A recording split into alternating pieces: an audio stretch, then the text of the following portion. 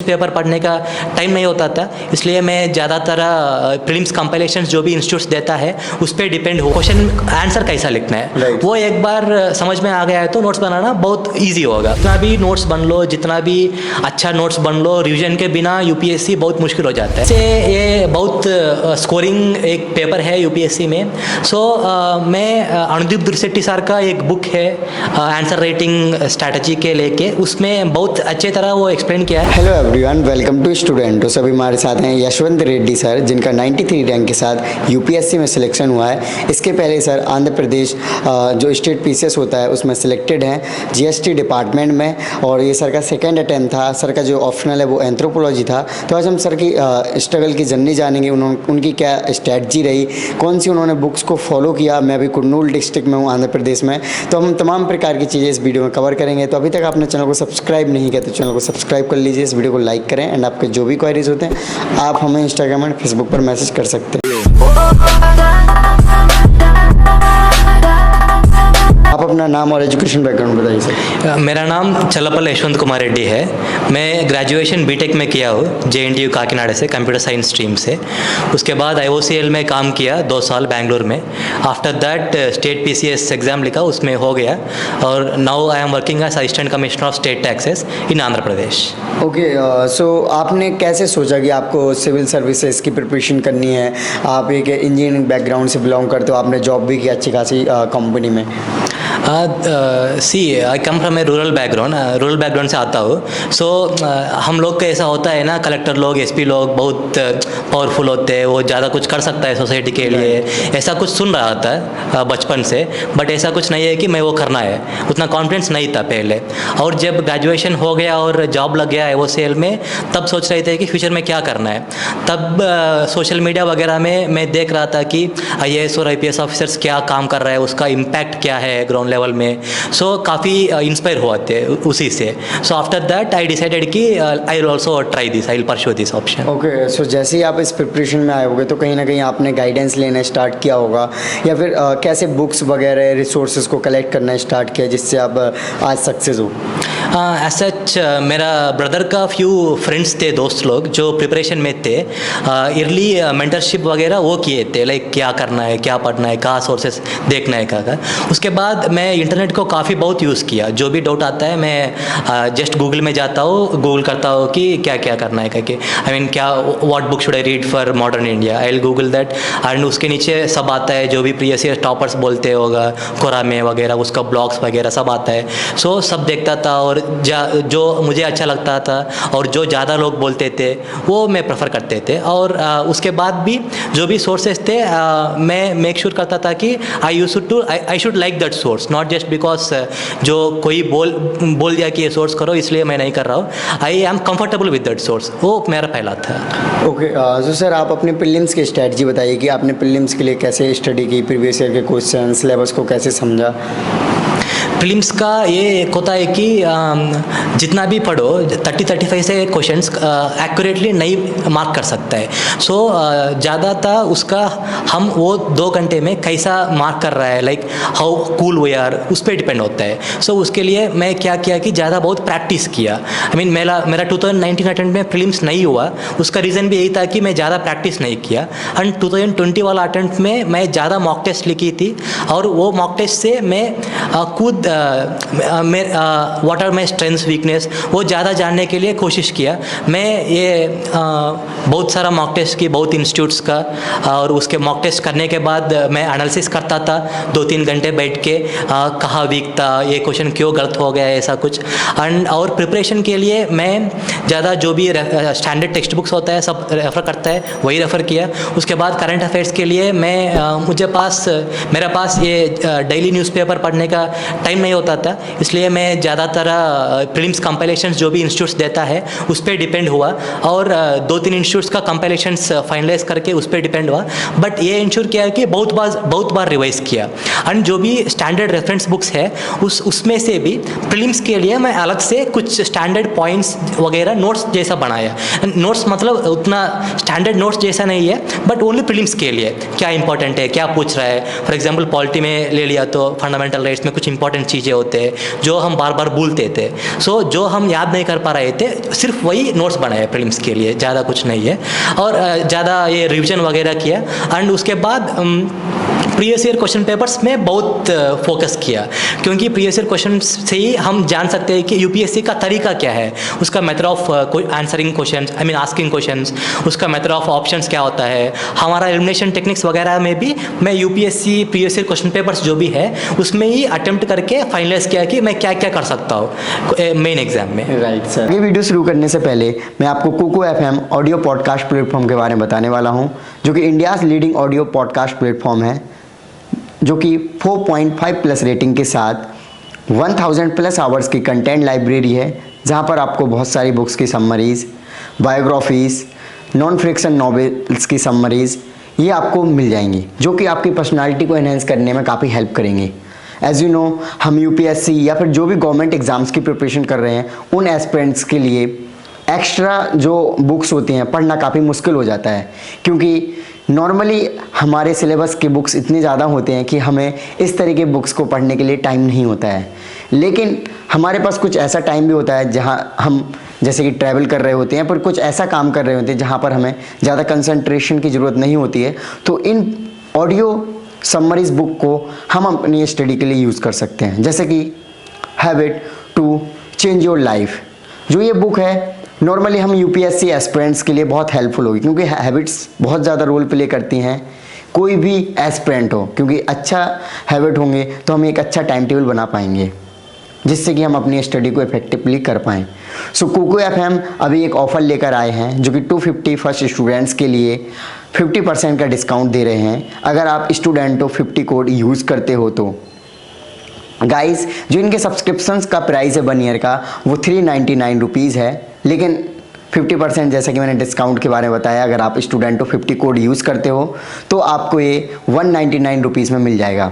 सो जैसे कि मैंने habit to change your life इस बुक के बारे में जिक्र किया, इसी प्रकार की तमाम प्रकार की बुक्स हैं जो कि आप ऑडियो फॉर्मेट में सुन सकते हो। सो वीडियो के डिस्क्रिप्शन में लिंक है, जाकर आप डाउनलोड करें और यूज़ करें। मेंस की स्ट्रैटेजी की बात करें, क्योंकि मेंस ही फाइनल रिजल्ट को डिसाइड करता है, रैंक को डिसाइड करता है, और आंसर राइटिंग कैसे की आपने इसके बारे में बताइए। मेंस का तो मैं नोट्स पहले बने चुके थे, प्रीलिम्स के पहले भी स्टैटिक जो भी है वो सब सिलेबस में जो भी स्टैंडर्ड सिलेबस में जो भी वर्ड्स है, एक एक वर्ड को मैं निकाल के लाइक उसका सोर्सेस जो भी है स्टैंडर्ड फाइनलाइज हुआ, वो सोर्सेस सब में से ढूंढ के अच्छा पॉइंट्स निकाल के मेरा खुद नोट्स बनाया है। और मेंस के पहले मैं क्या किया कि मेंस कंपाइलेशंस निकालते हैं बहुत सारा इंस्टीट्यूट्स, वो कंपाइलेशंस भी पढ़ी, और मेरा स्टैंडर्ड स्टैटिक नोट्स जो भी था उससे वैल्यू एडिशन किया उसको, लाइक नेट में देख के स्टैटिस्टिक्स जो भी है, और कुछ कंक्लूजन्स वगैरह भी स्टैंडर्ड बनाया।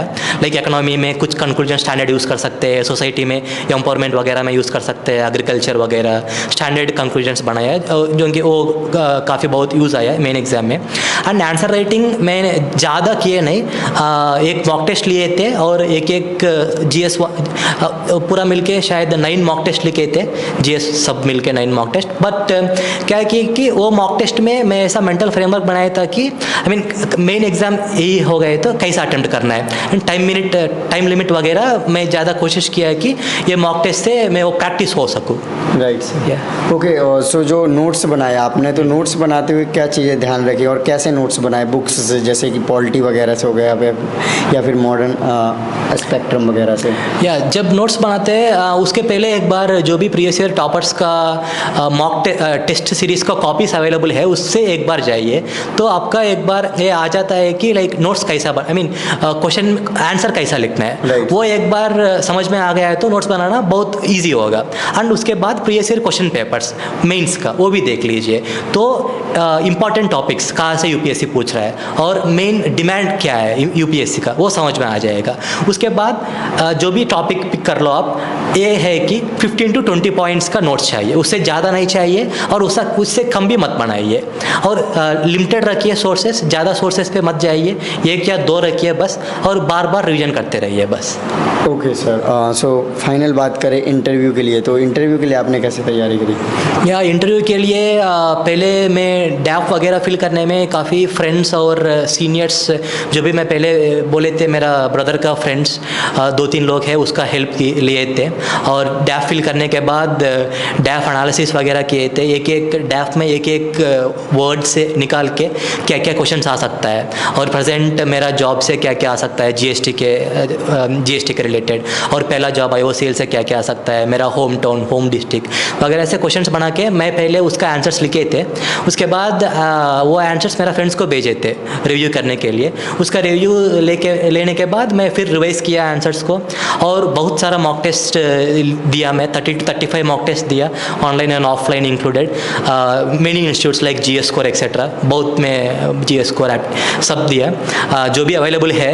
मैं गूगल में जाके आई यूज्ड टू टाइप की UPSC मॉक टेस्ट, सो जो भी आते थे सब में अप्लाई किया, and whoever replied back to me, I have attended their mock test. And in each and every mock test I used to watch that video and like उसमें क्या कमी थे, like how better I would have answered a specific question. I used to note down the questions जो भी mock test में पूछे थे, और उसको भी मैं answers बनाते थे।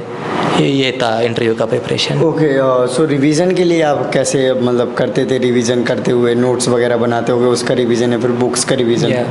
UPSC में रिवीजन काफ़ी इंपॉर्टेंट रोल प्ले करता है। जितना भी नोट्स बन लो, जितना भी अच्छा नोट्स बन लो, रिवीजन के बिना UPSC बहुत मुश्किल हो जाता है। So what I used to do is ज़्यादा बार रिवीजन करते थे, एंड मैं जब रिवीजन करता था एक टॉपिक पढ़ने के बाद I used to close my eyes and I used to remember like what I have red.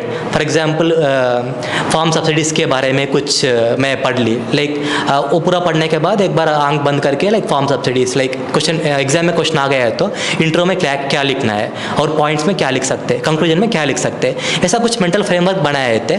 और उसके बाद ज़्यादा पॉइंट्स रिमेंबर नहीं कर सकते एक ही बार।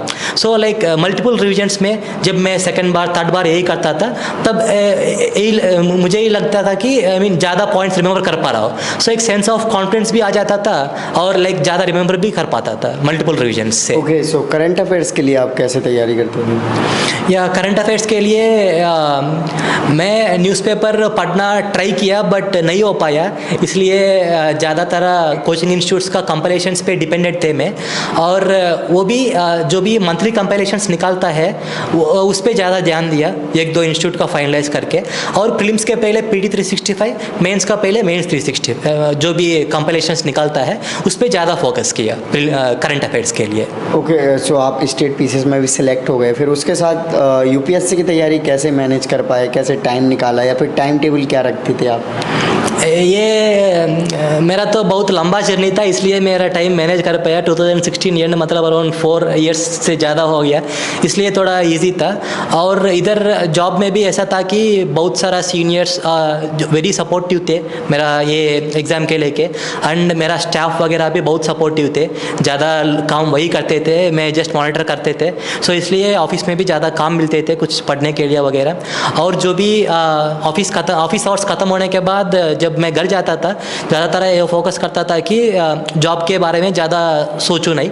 और मेंस के पहले 2 महीने का छुट्टी ली थी, इंटरव्यू के पहले 20 दिन का छुट्टी ली थी। So entirely focused on preparation during those times. Okay, so बात करें ऐसे की, तो ऐसे के लिए आपने कैसे तैयारी की सर? हाँ, इससे ये बहुत स्कोरिंग एक पेपर है UPSC में। सो मैं अनुदीप दुर्शेट्टी सर का एक बुक है आंसर राइटिंग स्ट्रैटेजी के लेके, उसमें बहुत अच्छे तरह वो एक्सप्लेन किया है इसे कैसा अप्रोच कर सकते हैं ये सब। और मेरा अप्रोच ये था कि इससे एनेक्डोट से स्टार्ट करूँ। जो भी 2 एस्से मैं इस बार लिखा है, एक स्टोरी जैसा उससे स्टार्ट किया। और जो भी अप्रोच होता है ऐसे के लिए, लाइक पैराग्राफ्स में लिखना, साइड हेडिंग्स कई 2-3 साइड हेडिंग्स यूज़ किया, मल्टी डायमेंशंस कितना टच कर सको उतना टच किया। एंड प्रिपरेशन के बारे में तो जो भी स्टैंडर्ड टॉपिक्स होता है, for example women empowerment, water crisis और इकोनॉमिक रिसेशन, जो भी सिचुएशंस है वो सबको लेके मैं स्टैंडर्ड पॉइंट्स बनाया। मतलब इंट्रोडक्शन में क्या लिख सकता हो, जो भी स्टैटिस्टिक्स वगैरह, कमिटीज़ का रिपोर्ट्स वगैरह, वो सब मैं कंसाइज्ड फॉर्मेट में नोट्स जैसा बनाया।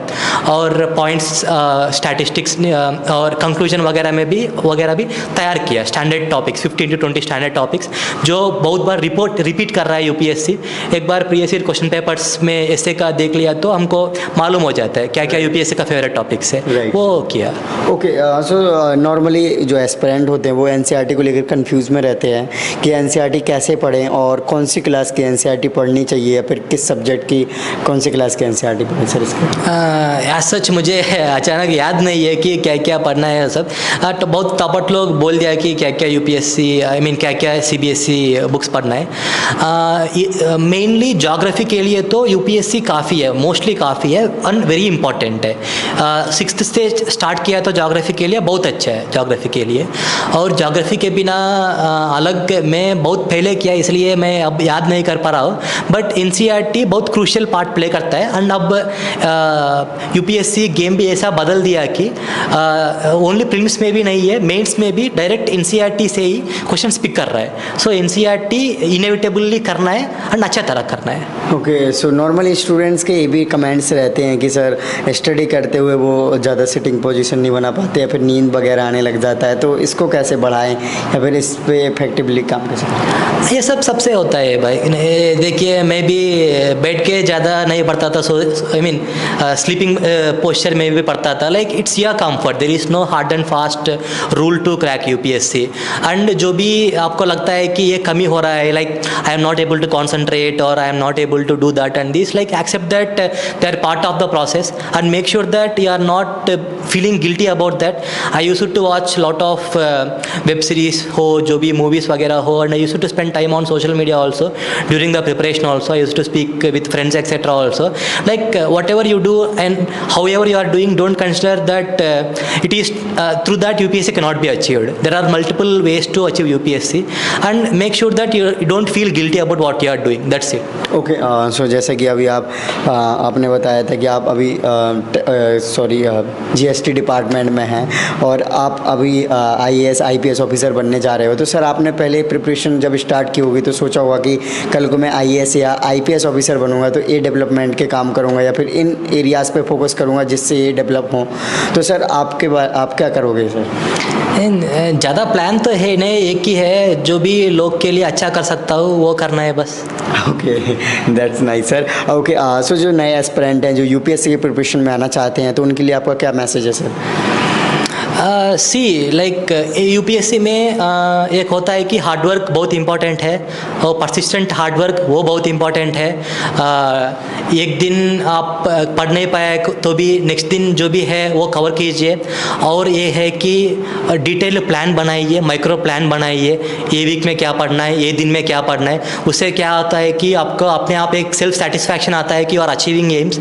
सो don't just put your aim as achieving IAS और achieving IPS, have small aims like completing this part, completing this subject.